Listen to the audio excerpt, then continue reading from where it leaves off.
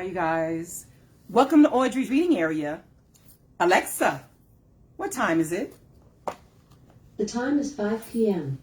All right, you guys. Thanks for joining me here at Audrey's reading area. Yes. I have fun and exciting books to read to you guys.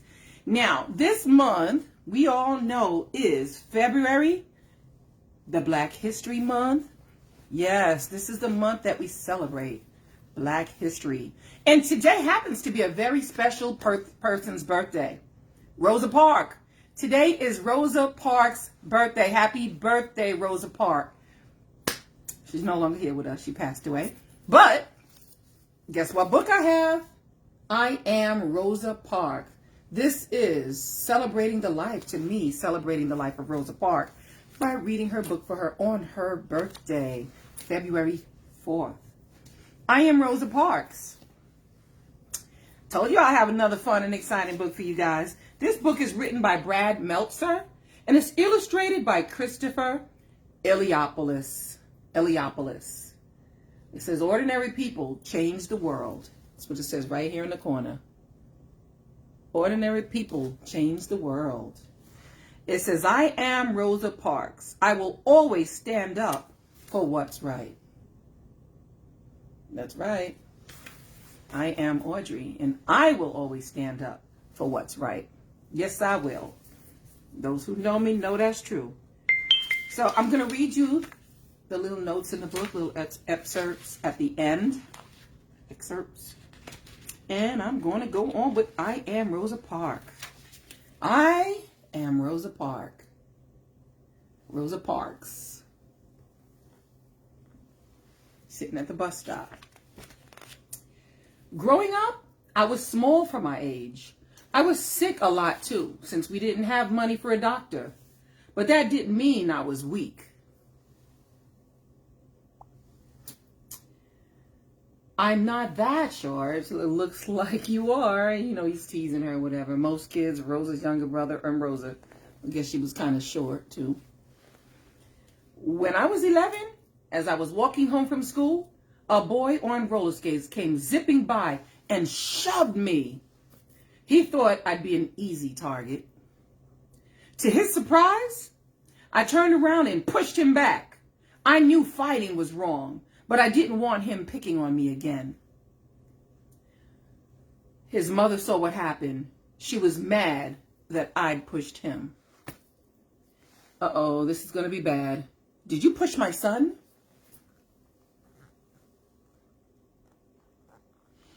Yeah, I guess she didn't see when he pushed her first, huh?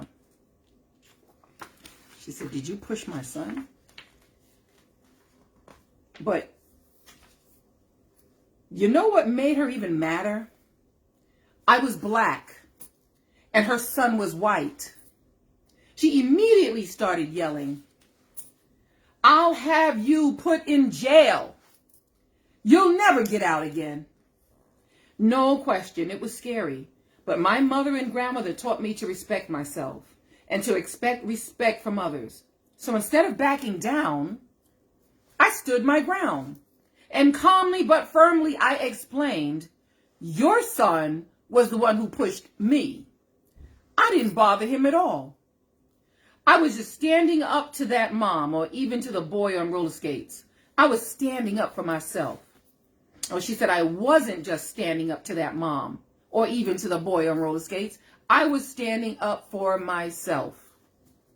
After that, the boy and his mom never bothered me again. Still, it's hard to change things. Sometimes it can take a long time.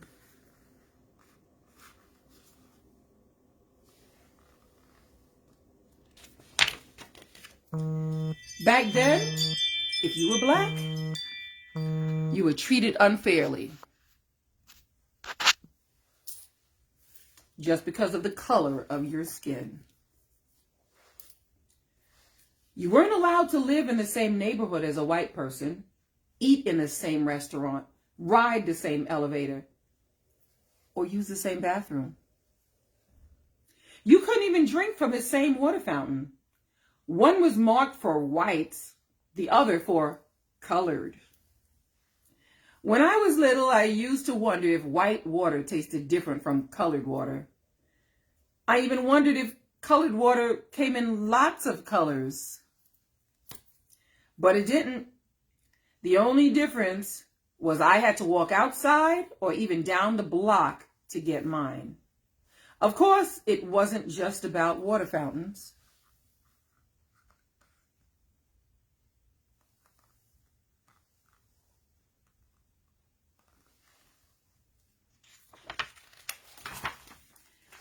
This was my school, a small old wooden building with one room and one teacher for all of us. Everyone from the 5-year-olds to the 6th graders was stuffed in that one room. There were no windows, desks, and barely any books. Since most kids had to work on a farm to earn money, we only went to school 5 months during the year. Less school, hooray. Don't say hooray, that's bad. That's what the little cartoon things say. We also brought our books home every night. Why? Because we were worried that folks who hated the color of our skin would burn down our school.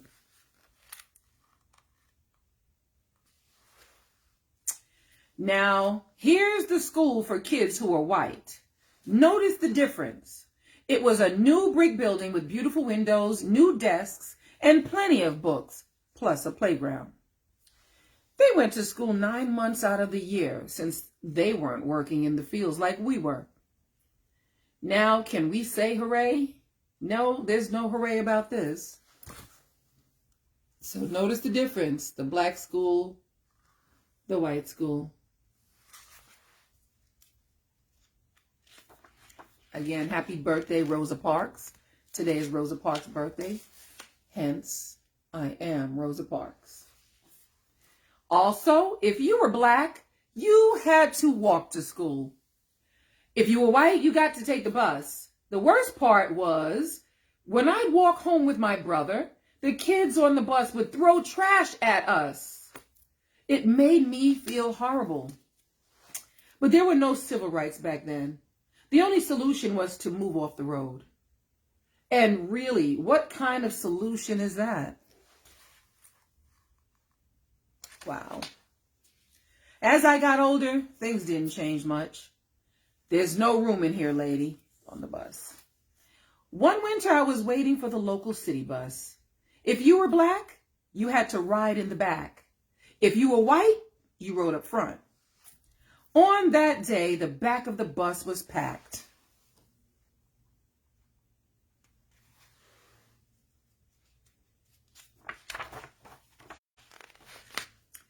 But there were plenty of seats in the front. I was just trying to find a place to sit. But as I entered through the front door of the bus, what do you think you're doing? You need to get off and use the back door. Only whites can come in the front. But I'm already in. I tried to explain that there was no room to get in through the back. Wow. The driver didn't care. He wanted me off the bus. He grabbed me by my coat sleeve. I dropped my purse near the front door. To pick it up, I sat in the front seat, a white seat. It made the driver madder than ever. That's it. Get out. Get off my bus is what he said. That's what he called it, my bus, as if it were his. The bus wasn't his, though. It belonged to all of us.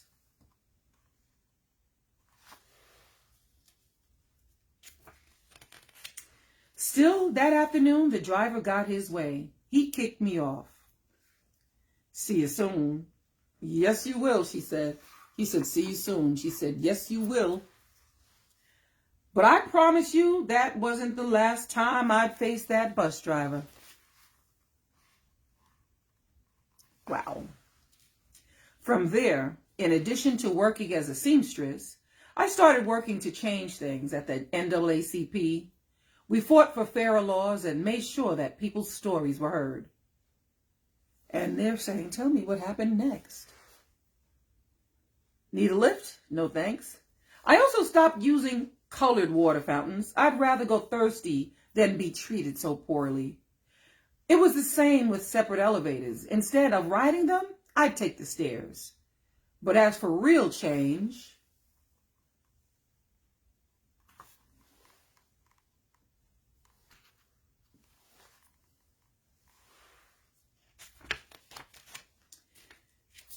even I didn't know what was coming.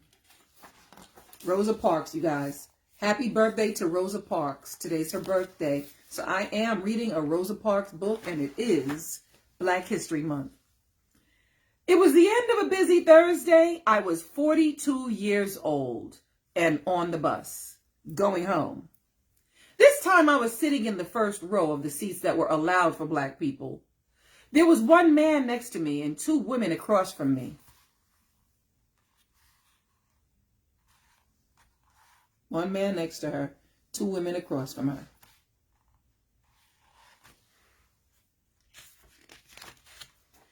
It was the same driver from before, the exact same one from all those years earlier.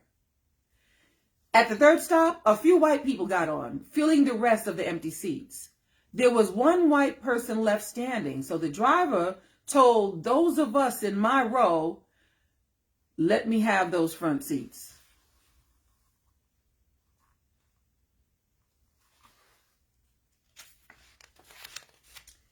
At first, none of us moved. But when he asked again, "Y'all better make it light on yourselves and let me have those seats." The other three people got up. I stayed right where I was. Sliding over to the window, I thought about what he was demanding. He wanted to take my seat away. He wanted to give it to that man. And why? He's going, "Come on, get up." I knew what the rules said, but I also knew in my heart that's not how you treat people. But he wanted to take my seat away. He wanted to give it to that man. And why? Because I was Black and the man was white. I'm going to read this part again. I knew what the rules said, but I also knew in my heart that's not how you treat people.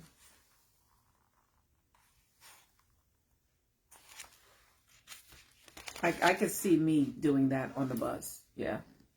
Without a doubt, the driver was mad, but I never lost my cool, never raised my voice. "Are you going to get up?" he asked. No. No. People say that the reason I refused to give up my seat was because I was tired. And I was. But it wasn't the kind of tired that came from aching feet. The only tired I was tired of giving in. Before me, there were other brave women who had refused to give up their seats. Still, on that day, for violating the rules of Montgomery, Alabama, I got arrested. But my standing up for myself, let me just read you what this says. It says, "Well, I'm going to have you arrested." She said, "You may go on and do so." But by standing up for myself, I ignited a movement. From there, the Montgomery bus boycott began. For 381 days, that's well over a year, all Blacks in the city and even a few whites refused to ride the public buses. "But if you don't use the buses, we'll go out of business. You don't use them, we'll go out of business." And she says, "Then maybe you should think about changing your rules." That's what she said. Finally, the rules were changed. Public buses were no longer allowed to separate people based on the color of their skin.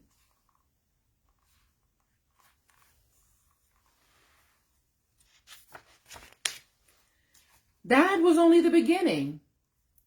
Eventually, we were allowed to drink from the same water fountains, ride the same elevators, and yes, go to the same schools.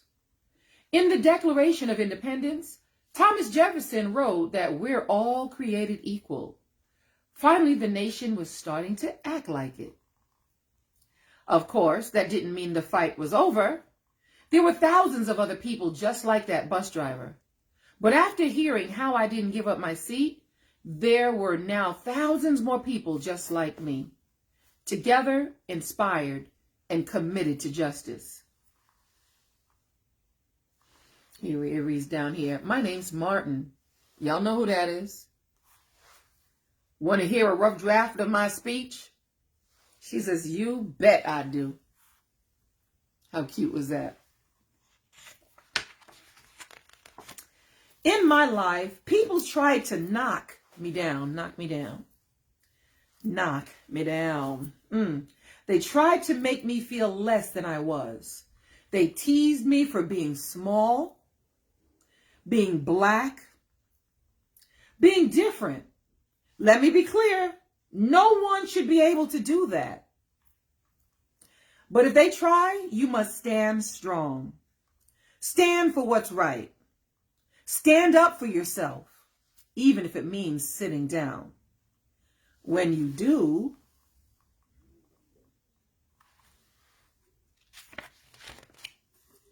others will follow.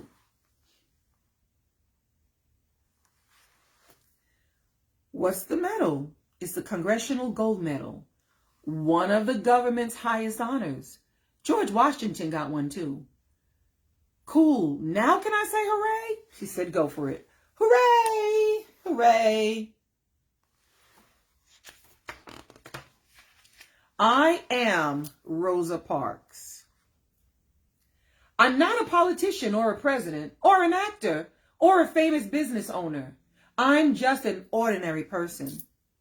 But I'm also proof that there's no such thing as an ordinary person. I hope you'll always stand up for yourself. And I hope you'll remember that we're all in this together.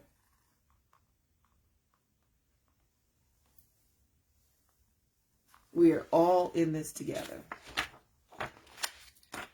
The only tired I was tired of giving in. This is a picture of the real Rosa Parks.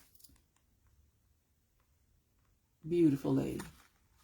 This is Rosa's police photo taken in 1956.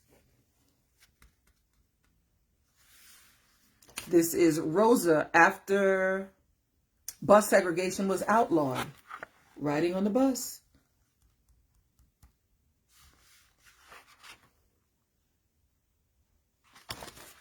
This one is a typical segregated classroom when Rosa was young.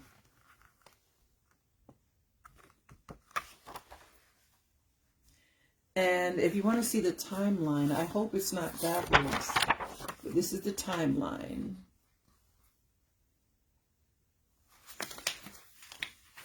Wow.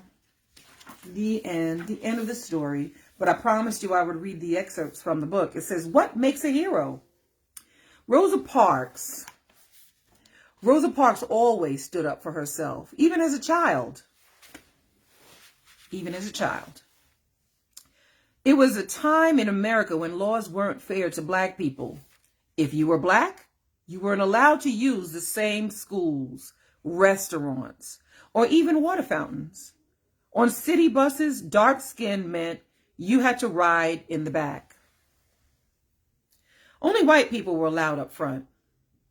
But Rosa knew that everyone deserved the same respect and rights, especially since they're paying the same fare, right? And so she dared to stay seated on a bus one day when the driver told her to get up for a white rider. With quiet determination, she ignited a civil rights movement that ended up changing our country's unfair laws forever. This lively New York Times best-selling biography series inspires kids to dream big, you guys. Dream big. One great role model at a time. You'll want to collect all of these books, they're saying. This book, I Am Rosa Parks, is written by Brad Meltzer and is illustrated by Christopher Eliopoulos. Love it, love it, love it.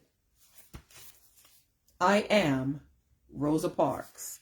Today is Rosa Parks' birthday. May she rest in peace. Happy, happy, happy birthday, Rosa Parks. This is a celebration for the whole month. Black History Month, celebrating the whole month. So if you guys want to donate books, go ahead and donate. I will put the information in the comment section or somewhere on top of this video to donate books. You can cash at me at Audrey with an S, Audrey's Reading Area 1218 at gmail.com. You can cash at me and I can get some more books so I can read. Thank you guys so much for joining me here and supporting me here at Audrey's Reading Area. Don't forget to hit like. Don't forget to hit subscribe on YouTube. And don't forget to share my videos with everyone so that everyone can get to enjoy hearing me read these fun and exciting books. Sometimes you don't have money to read all of these books. I mean, to buy them so that you can read them. So you can just sit here and listen to me read them to you. I have no problem with it. I love it, love it, love it. You guys know I love it.